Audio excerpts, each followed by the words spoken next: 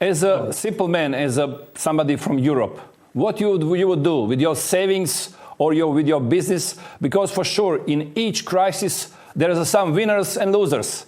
What do you think? Who will be a winner in this situation and who is in the most dangerous position?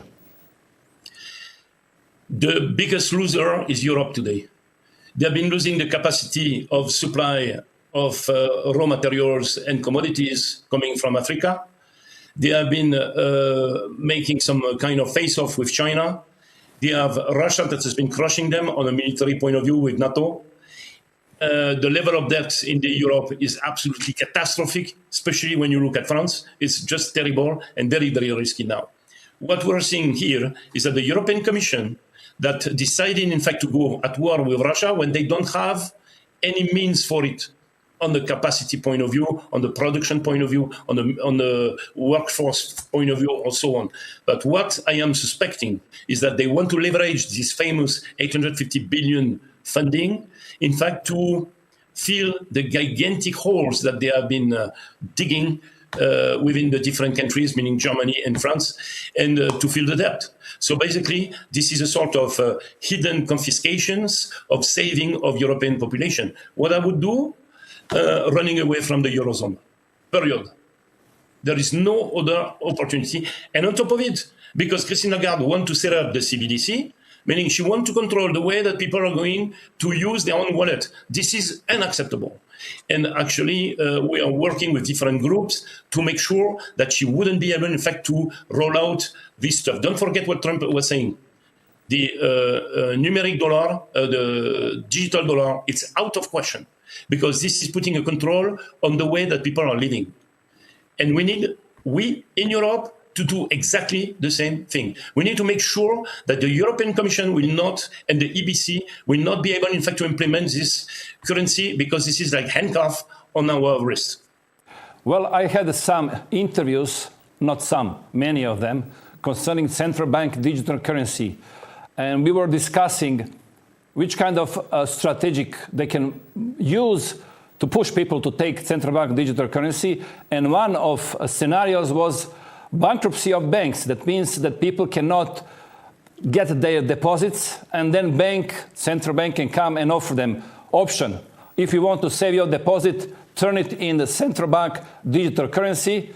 And of course, everybody will use this situation because they want to save their money.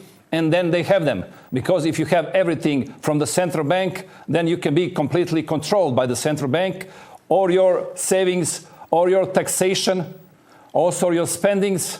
That means everything concerning the everyday life. Well, there are another solution. Let's walk to Brussels.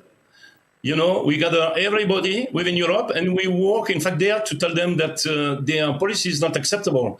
And if they don't understand, we can explain them that we can switch a yellow jacket for something else.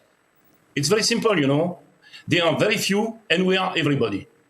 What's the power? Thierry, that means we can say that this is the end of globalization and beginning of sovereignties of countries, because each of these countries, for sure, will react, as we saw in the immigration crisis.